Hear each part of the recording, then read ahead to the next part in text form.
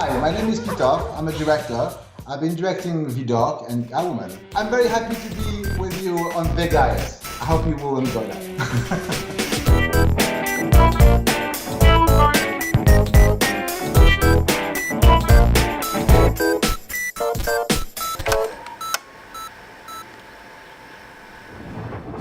Seria tajemniczych morderstw. Mais qu'est-ce que c'est ça? Samotny detektyw. Gérard Zabójca Depardieu bez twarzy. avec des spéciaux effects. Des effets Gérard spéciaux. Depardieu. W filmie Widok. mas W kinach od 1 lutego. este está narrado em russo, mas olha, Ou fica russo ou polaco. que se lixe. Yeah, um país de leste, provavelmente. Olá, Paulo. Então, o que é que nos trazes hoje? Bonsoir, Daniel. Et maintenant, Nous on vons va parler de Vidocq Vidocq, de Monsieur Avec- Pitoff. avec ton ami Gérard Depardieu. É verdade, é verdade. É um filme do meu colega de profissão. Exatamente. Não é? O que é? O gajo que faz figuração? Que aparece lá no fundo desfocado? Não, o Daquele gajo ator. gordo. Eu sou um figurante Ah, mas de tu és método. ator? Ah, tu és ator. Para quem está a ouvir isto se calhar pela primeira vez e não sabe da história, eu fiz figuração especial. Especial? Chamemos- Para Tu mim não- foi, tu não tens para mim fala foi nenhuma. especial. Para mim foi especial. Num Muito filme bem. gravado ali na Serra do Bussaco, cujo ator Gérard Depardieu era o protagonista. E foi uma experiência que eu guardarei para sempre na. Então, e qual é o título Na do minha- filme? na minha Diz lá. memória. O título Le do Divan filme. Stalin. Nós já temos um podcast sobre esse filme. Exatamente. Ok, depois Ok. de se especializar na criação e supervisão de efeitos especiais em alguns dos filmes franceses contemporâneos mais deslumbrantes e pouco antes de ir para a Director's Jail de Hollywood com uma coisa chamada Catwoman em 2004, Jean-Christophe Comar, ou Pitoff para os amigos e créditos de filmes, estreava-se na realização com um delirante e estilizado policial fantástico ambientado no século XVIII francês, baseado numa figura histórica de seu nome, Vidocq. É com ele que vamos falar já daqui a nada, em mais um exclusivo VHS, que depois do nosso episódio 111, versado ao desastre que foi Catwoman com a Halle Berry, traz de volta o realizador francês. E eu nunca tinha visto este filme até há muito pouco tempo. Sabia da existência dele. Até ao dia em que eu te chateei e disse: Daniel, vamos fazer esse filme. Eu sabia da existência deste filme e nunca tinha... não havia nada neste filme que me apelasse. Até porque o próprio póster do filme é muito estranho. Não é assim muito cativante. Não se por percebe acaso, olha, bem. discordo contigo. Para a altura em que o filme foi feito, acho que até era um estilo de capa de design gráfico que até era relativamente apelativo. Mas não se percebe, pá. Aquilo é um gajo encapuçado, não é? Cuja máscara que ele traz na cara é uma coisa Opa, que reflete. a mim fazia-me lembrar, E aquilo não se percebe. aquelas figuras do Senhor dos Anéis. Aqueles cavaleiros sem cara. Sim, exatamente. Eu lembro-me de ficar extremamente curioso em relação a este filme por dois motivos. Por ser a estreia de Pitoff, o gajo que fazia os efeitos numéricos dos filmes do Genet e do Efeitos Carro. numéricos? É assim, eles dizem effet numérique. Os franceses. Exatamente. E tu fizeste uma tradução direta, ok. Exatamente. As truncagens eram feitas pelo Pitoff. E o Pitoff, quem já viu a Cidade das Crianças Perdidas e o Delicatessen, aquelas cenas... Ambos as filmes cenas do das Jean-Pierre pulgas, Jeunet, que tu tanto gostas, não é? e do Carro. Marc Carreau, sim. A cena das pulgas amestradas, a cena, na Cidade das Crianças Perdidas, os títulos de abertura, tem tudo ali o dedo do Pitoff, para além de coisas da expansão de cenários, e tu percebes que fazer aquilo em Paris, ou seja, não sendo em Hollywood, estás perante alguém que tem talento e consegue estar ao mesmo nível do que grandes produções de Hollywood, que se calhar necessitariam de um maior investimento para chegar também àquele nível de produção. Mas sim. não tens um histórico muito alargado de realizadores que tenham saído do departamento técnico para a realização e que tenham saído bem sucedidos. Certo, mas Costuma correr mal isso, não é? atenção Costuma que correr mal. Isso normalmente acontece com sequelas Sim. de longa duração. Por E exemplo, essas parece que já estão condenadas à partida, não é? São sequelas, o realizador original já não volta. O realizador original dá lugar a um realizador de Segunda segunda unidade, exatamente. Uma coisa assim, depois sim. passa o diretor de fotografia, é promovido, e no caso do Só, da saga do Só, o editor Sim, foi o promovido a editor realizador. chegou, mas não é caso único, há mais editores. Eu já vi Sim, editores claro que sim. a saltarem Claro que sim. para a realização. Mas aqui, o gajo, o Pitoff, saltou para a frente com um projeto. Epá, tipo, outra coisa- Não é uma sequela, não é uma adaptação livre, leve, muito vagamente baseada num tipo que existiu mesmo, não é? A outra coisa que me cativou em relação a este filme foi que na altura era um marco no avanço tecnológico, porque, e eu lembro-me disto ser bastante falado na altura, imediatizado, que era o facto de ser gravado em digital. Sim. O filme foi totalmente gravado em digital. Sim, foi dos primeiros, não é? Foi dos Foi primeiros filmes exatamente, foi inteiramente quase gravados em digital, sim. Foi quase um test drive este filme. E isto para o Pitoff foi um desafio, mas foi um desafio que ele abraçou de bom grado pelo facto de baixar imenso o orçamento da produção. Yeah. E isso dar-lhe mais liberdade. Primeiro para conseguir o Depardieu, que era aquilo o seu objetivo inicial. Que também não está assim tão presente quanto isso no filme. Epá, eu por acaso julgo O gajo que deve está. aparecer para aí um quarto de filme. Está para aí Talvez quarto um de pouco filme. mais, talvez um pouco mais. Mas Dá essa em impressão porque eles andam o tempo todo à volta dele, não é? Andam A todos... questão é que a Sim. história é contada em analepse. No fim é que nós percebemos que toda aquela trama tinha sido planeada desde o início para conseguir apanhar o assassino. Mas podemos começar então a falar um bocadinho do que é esta história. Sim. O Vidocq é baseado nas memórias adaptadas do François Eugène Vidocq, que conta a história do famoso detetive privado Vidocq, interpretado então pelo Depardieu, que habitava a Paris de 1830 e que desaparece durante um confronto com o assassino em série Alquimista. Era assim que ele era conhecido, esse assassino. Nós acompanhamos a narrativa através do olhar de Etienne Boisset, ou Boisset. Etienne Boisset é nada mais nada menos do que o biógrafo de Vidocq, que tenta reconstituir os passos do detetive até ao seu desaparecimento. Nós, em tom de analepse, vamos então descobrindo que Vidocq e o seu sócio investigavam uma série de mortes por relâmpago. Pessoas que morriam atingidas por O relâmpago. filme começa logo aí com dois Exatamente. indivíduos a morrerem flamejados. O que os por leva relâmpago. até ao misterioso alquimista, uma estranha figura encapuzada que usa uma máscara de vidro. O sócio de Vidocq desaparece e Vidocq inicia então um plano para descobrir a real identidade do alquimista. Ok? É isso mesmo. Vidocq sabe desde o início quem é o assassino. E aquilo Sabe? que nós vamos... Por acaso não me lembro, ele sabia desde o início. Sim, porque ele engendra todo aquele plano do seu desaparecimento porque sabe que só uma pessoa é que É que pode... podia ser. Ok. Pronto. Ok? Sim, Então, opá, pronto, e deixa-me já dizer, tu o filme tem, eu só vi o filme uma vez e acredito que este é daqueles filmes que tu vendo uma segunda vez tens uma interpretação muito diferente Não, mas dos factos que te vão sendo apresentados, o que é muito fixe.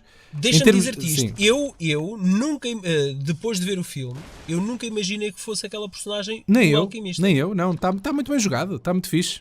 Uma vez descoberto quem é o mau, né? A coisa faz-te levantar a sobrancelha e pensar, epá, será que eu vi mesmo este filme? E faz-te repensar Exato. um bocadinho coisas que tu viste para trás, está fixe, está fixe. Eu agora É o já não me efeito, recordo. efeito sexto sentido. É o efeito sexto sentido. Acho que podemos aqui ser um pouco spoilers numa coisa. Eu já não me recordo bem disto, porque já vi o filme provavelmente há mais de 10 anos. Devias ter mas- revisto isto, pá.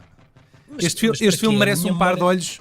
Um par de olhos atual, pá. Para A minha memória para- está quase intacta. Eu só não me Pronto, lembro, ok. só não me lembro de alguns pequenos pormenores. Sim. Eu julgo que o alquimista, a forma como ele conseguia que as pessoas fossem atingidas pelos relâmpagos, impregnava as roupas das vítimas com pó metálico, não era? Exatamente, era isso. Punha-lhes pólvora na roupa. Pronto, é que e eu tinha aquilo tinha dúvida. lá um adereço qualquer no cabelo ou num alfinete na roupa, que aquilo atraía os raios e não sei o quê. Sim, fazia a condução do raio. Sim, mas isso tu consegues perceber logo até muito cedo no filme, pela investigação. Mas eu já não tinha certeza, como já vi o sim, filme há muito tempo, já não tinha certeza se era exatamente assim como eu me lembrava ou não. Eu não sei quanto a ti, Paulo, mas nós estamos a espremer o bom do filme. Porque temos que falar no mau, não é? Temos que falar no mau entretanto. E eu acho que é tudo o resto. Então, diz-me lá tu o que é o mau para ti. O que é o mau para mim? O mau para mim é que é o estilo esquizofrénico deste filme. O Pitoff não... O gajo ainda não está bem treinado, não estava bem treinado nesta arte da realização, e o estilo do filme está todo all over the place. Tu tens ali coisas que parecem filmadas com Handycam, o estilo digital é esquisito, o jogo de câmaras é esquisito, o filme é muito esquisito, visualmente o filme é muito esquisito, é pouco coerente.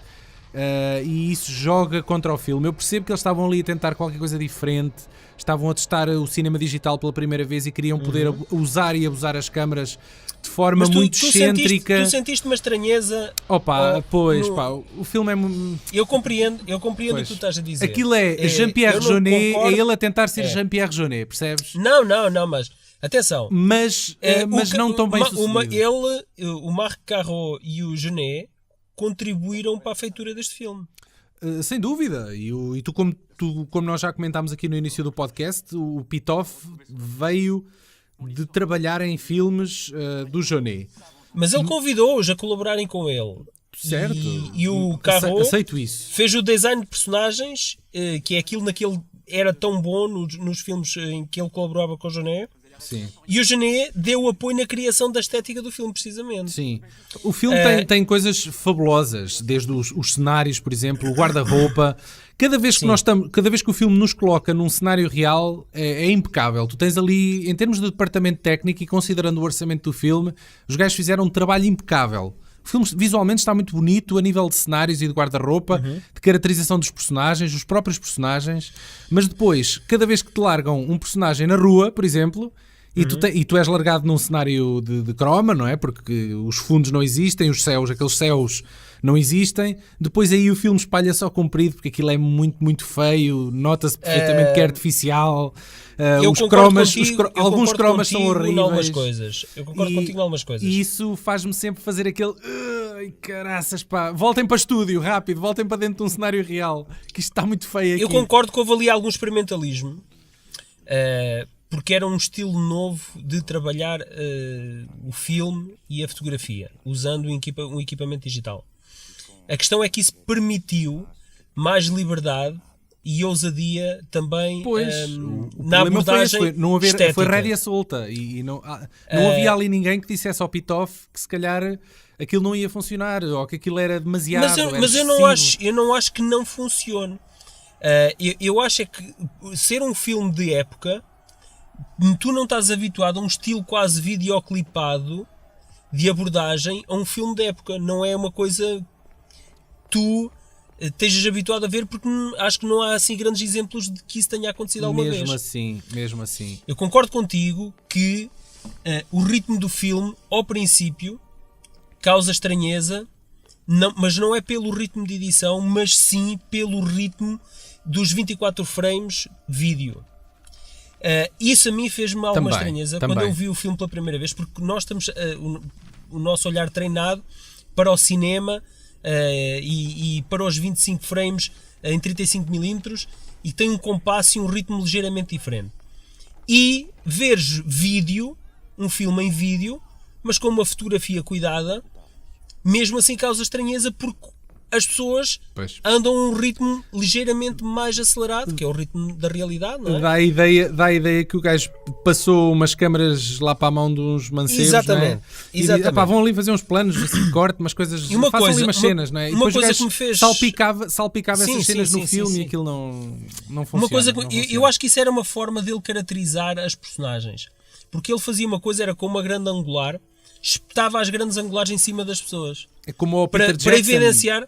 Como o Peter Jackson também fazia, pormenores, não é? sim, exatamente, para evidenciar pequenos pormenores, detalhes físicos que de alguma forma caracterizavam aquela personagem. O ritmo do filme, por ser em vídeo, acho que passado 10, 15 minutos tu embranhas-te e acabas por esquecer aquele ritmo. Sim, tu esqueces-te um bocado de alguns aspectos menos bons ali na estética do filme. A ti fez-te confusão. Fez-me confusão e fiquei com pena do filme ser tão experiencialista e dele ter rédea solta nesta abordagem. Percebes? A coisa devia ter sido um bocadinho mais comedida.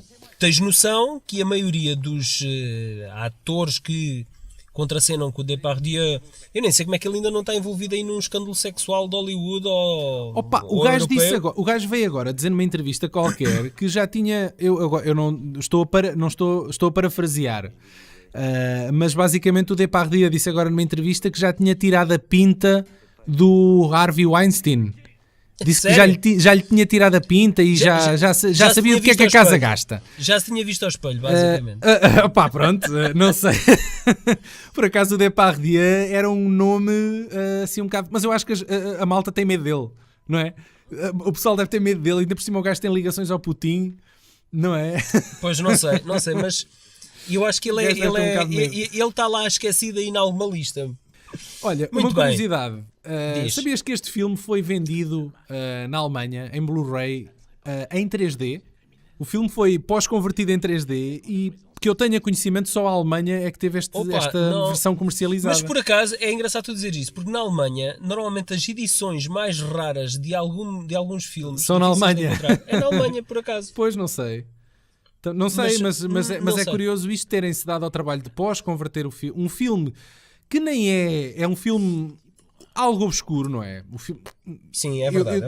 Desde que o filme saiu em 2001, eu estou um pouco ou nada a ouvir, voltei a ouvir falar dele. A única coisa que dá um bocadinho de luz a este filme é o facto de lá ter o Depardieu. Sim, okay? Também. Senão, de ser uma coisa... estaria aí mais esquecido ainda. E é um filme francês a pensar no público, não é? É um filme comercial. Poderia de alguma forma ir aparecendo ir sendo mencionando nestes circuitos e ter até se calhar uma legião de fãs, quem sabe, não sei. O filme é tão estranho e tão próprio que poderia ter aqui, podia ser mais referenciado e não é. E de repente surge aqui uma edição pós-convertida em 3D, que não deve ser barato, a ser comercializada apenas e só na Alemanha. Provavelmente pode ser encomendado lá, não me parece difícil, mas é curioso. Já nos Estados Unidos, o filme foi comercializado em DVD não com o nome Vidoc, como nós também o conhecemos cá, mas como Dark Portals, The Chronicles of Vidoc. Eu não sei se eles tinham intenções ou acreditavam que o filme ia fazer parte de um franchise maior. Sim, não é? dar uma sequela. Mas foi este nome que teve nos Estados Unidos, sim. Nós ainda não falámos aqui bem do elenco, mas o elenco do Vidoc, para além do Depardieu, que é o nome mais sonante, não é? Eu não conheço os outros, pá. Tem o André Dussolier, que é um Rui de Carvalho lá em França. O gajo entra em muitos filmes, mas é sempre um secundário ou uma coisa assim. Mas ele é um gajo muito versátil, seguro e versátil. E é um gajo... Todos os grandes cineastas de França, ele já trabalhou com eles todos. E é mais uma aposta que uma vez. segura. Depois temos o Guillaume Canet, que é quem faz o biógrafo. O tal Boissé, sim. Que entrou na praia com o DiCaprio e a outra miúda que agora esquece o meu nome, francesa. E depois temos uma espanhola, que é a Inês Sartre, que eu digo uma coisa, muito antes de a ver em cinema, já tinha uma paixoneta pela Inês Sartre por causa de um anúncio aos perfumes Trésor de Lancôme que dava, eu ainda hoje me lembro daquela publicidade e em que ela chorava a olhar para a câmara, mas chorava com um olhar apaixonado. E aquilo não, eu pensava que ela era uma modelo, não sabia que ela era atriz, pensava que tinham escolhido uma cara bonita por ser uma modelo. Eu estou aqui a ver mas ela neste ri-se, não está a chorar. Não, há vários. Ela foi a cara, o rosto da Trésor de Lancôme durante muitos anos. Vamos ouvir o anúncio para ver se isto vos desperta alguma coisa. Algum interesse. Alguma coisa, sim. Algum sex appeal.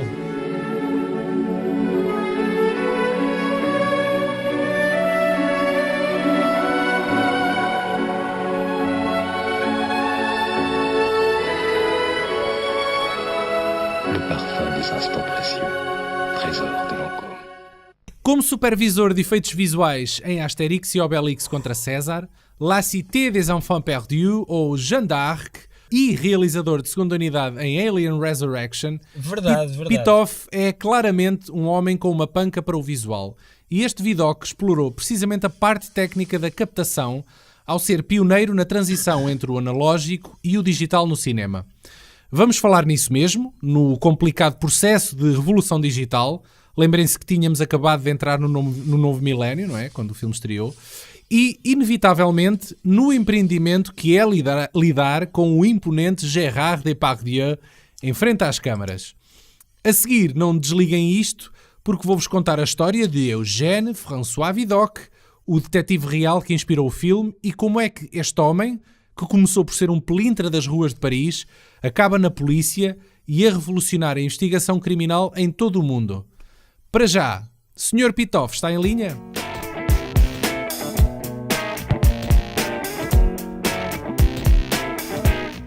You are also a director, and you debuted with the amazing Vidocq.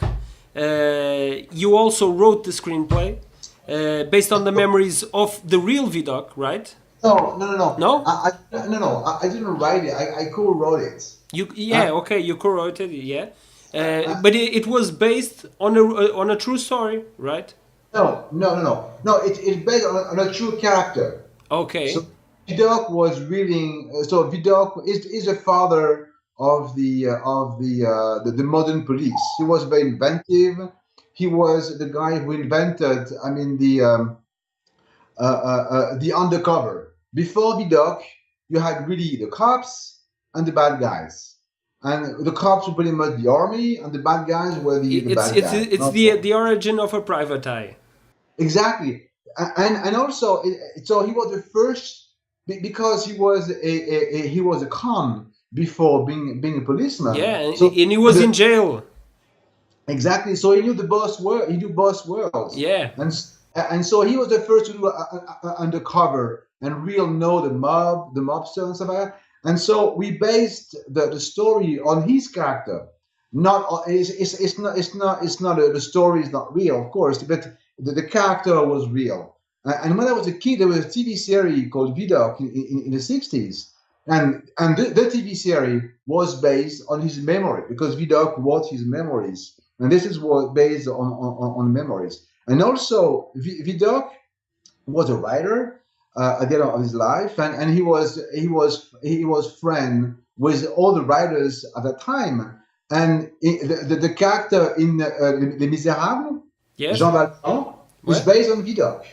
Jean Valjean is Vidocq. And a lot of stories that happen to Jean Valjean are real story that happened to Vidocq himself. Okay. Was it hard for you to do the transition from a compositor director to the directing seat? No, because it's the opposite. I was director before going to visual effects. Okay. My very first transition was, going back to directing was on Alien. Because on Alien, Jean-Pierre gave me the second unit as a director. So Alien, I shot like maybe a third, almost half of the, a big third of the movie. I shot it because it's visual effects, spaceship, aliens, fight, and when I came back from Los Angeles to France, I had the impression to have shot a big movie because my crew as a second director was bigger than any first unit crew in France. Okay. In Vidocq, one thing I love about Vidocq is that it was entirely shot in HD camera, and this was a kind of breakthrough at that time. You made it possible for other filmmakers to understand that it was possible to make films make them with a lesser budget. And that the video quality could be used on film. Yeah, no. So to me, the point to make Vidocq using HD was, the first concept was visual, because I've been, because I was in technology, I saw the image for from the HD, what was so-called HD image, like for years, and I was amazed by the quality. I was amazed by the depth of field, by the way the image looked. And the freedom, probably, that it would No, be because easier. at that time it was not freedom. At that time it was, because I made the first movie with the HD camera, it was a nightmare. I had no freedom. It was because it was. I mean, we didn't have any tools. For example, the camera, the output of the camera was HD, all right. But I shot the movie with a Steadicam, and the Steadicam didn't have HD.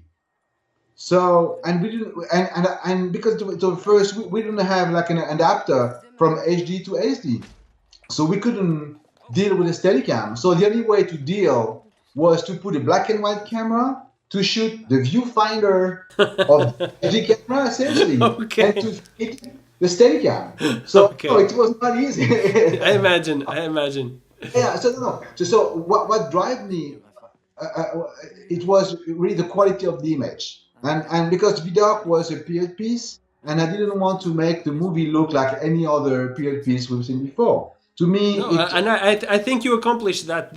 Visually, it's a completely different film. Even today, it has its own look.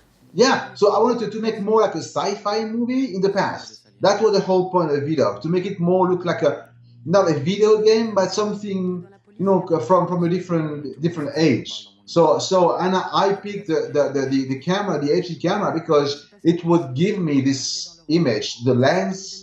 Because it was a light camera, so I could be very mobile. I could, and I shot with a lot of, DV cameras. You have shots shot with small cameras I put on Gérard Depardieu's face. So I tried to explore a different type of camera to bring a different experience to the moviegoers. So they see a movie. They are in 1820 in a different way they have been before.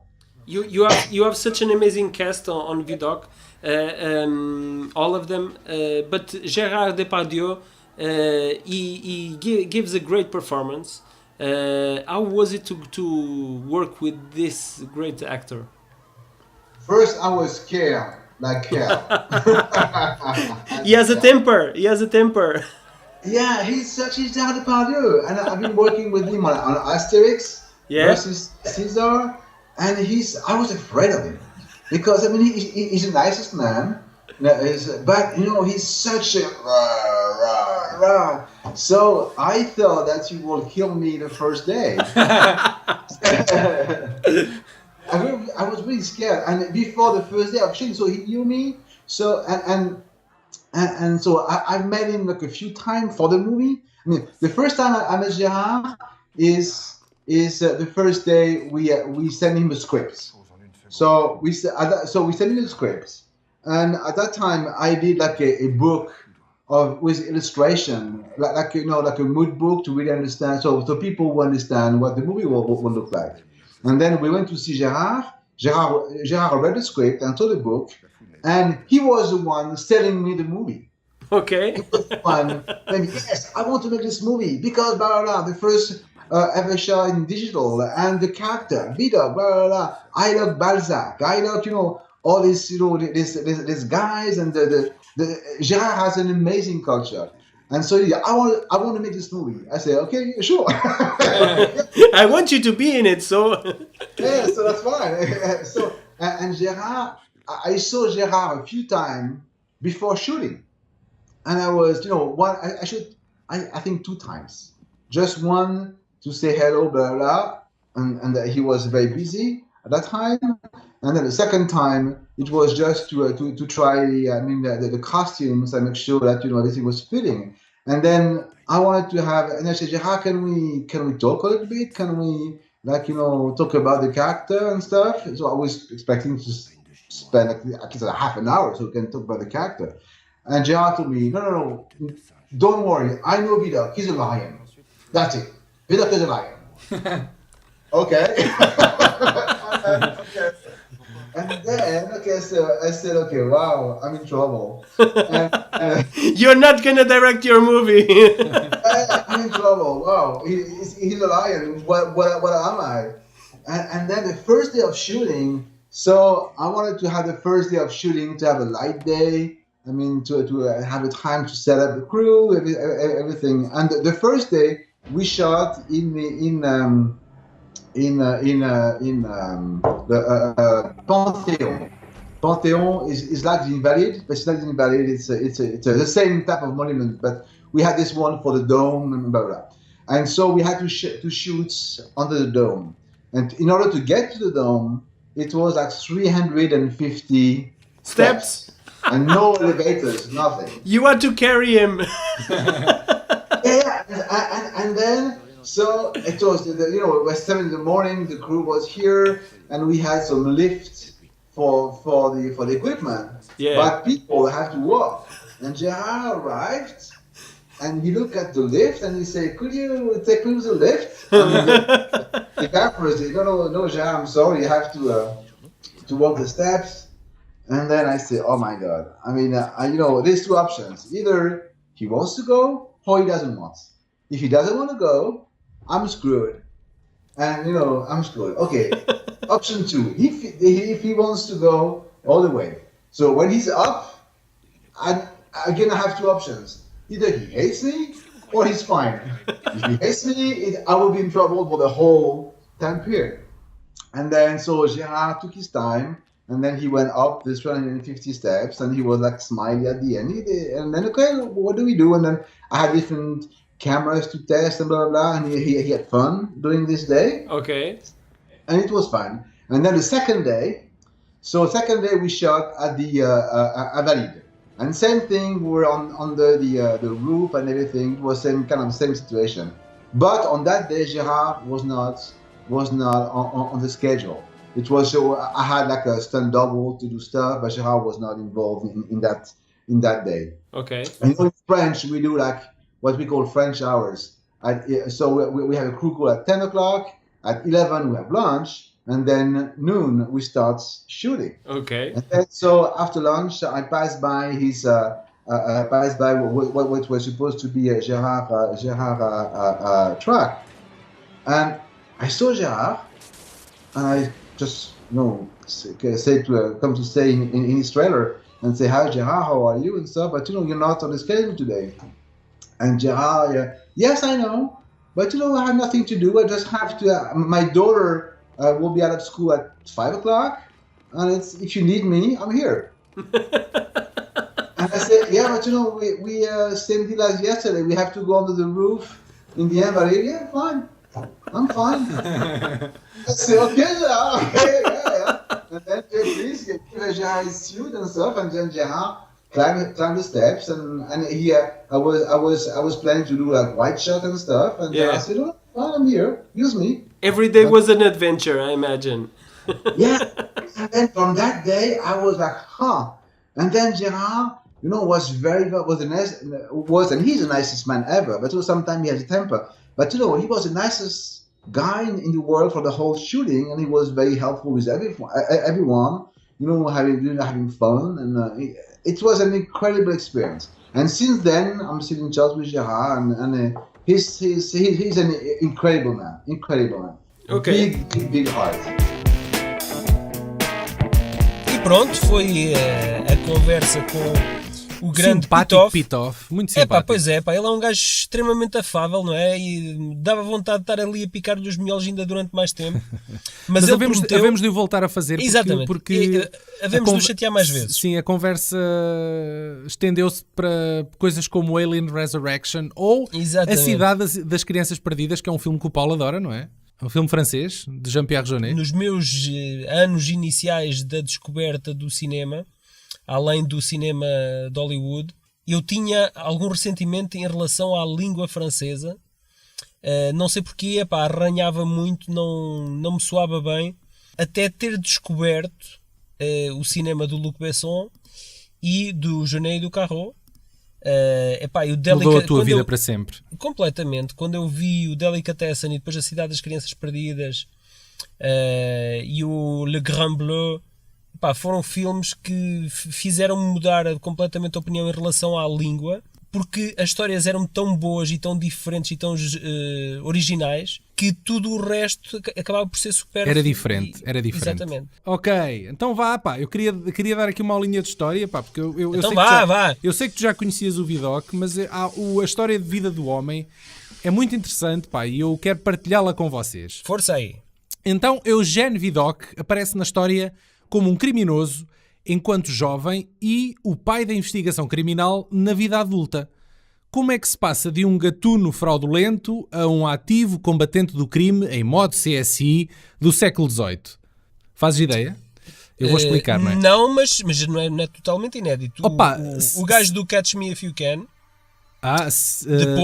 depois de ser apanhado, passou a colaborar com o FBI para apanhar outros exatamente. gajos. É parecida a história. É preciso ser-se um criminoso para pensar como eles e saber o que é que eles... É um bocadinho exatamente. Isso. Mas eu agora que falei aqui em modo CSI século XVIII, eu comecei a pensar se não era altamente uma série tipo CSI no século XVIII.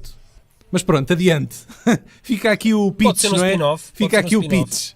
Aos spin-off. 14 anos, Vidocq mata acidentalmente o instrutor de esgrima e por causa disso foge de casa e junta-se à cavalaria da Armada Francesa. Isso foi antes de existir a Legião Francesa, que era para lá que iam todos os gajos... Os bandidos, não é? Os bandidos exilados e não sei o quê, que fugiam de alguma coisa, era para lá que iam. Lá desenvolve as aptidões em duelos, limpa o sarampo a uma data de adversários, inclusivamente a um superior hierárquico, o que lhe custa a sentença de morte por enforcamento. Para se safar, o Vidocq, agora com 17 anos, volta a fugir. Desta vez... Isso tudo com 17 anos? Incrível. Agora fugiu para casa, voltou para casa. Estávamos Pode agora... ser que já se tivessem esquecido. Estávamos agora em 1792 e a Revolução Francesa estourou. E o jovem Vidocq era apanhado numa reviravolta social. Graças às influências do pai, consegue escapar à forca e pouco depois é obrigado a casar com uma jovem que fingiu estar grávida dele. Vidocq faz aquilo que melhor sabe fazer, ou seja, Matou-a. dar de frosques, calma. Ok. Não a matou, fugiu. Eu pensei que era ele primeiro disparava e depois é que perguntava. Exatamente, era tipo o Grido, não é? O jovem chega à vida adulta com um longo Mas histórico. atenção, não perpetues essa mentira. Um mito, okay? não é? Foi o Han Quem Solo, disparou primeiro foi o Han Solo, hein? O jovem Vidocq chega à vida adulta com um longo histórico de entra e sai da cadeia, desacatos e pequenos crimes. Pouco a pouco, constrói à sua volta uma aura de lenda graças aos seus dotes de fugitivo. E em 1809, já com 34 anos e cansado de estar do lado errado da lei, contacta Jean-Henri, o chefe do Departamento Criminal de Paris, e faz uma proposta: tornar-se um informante da polícia em troca da sua amnistia.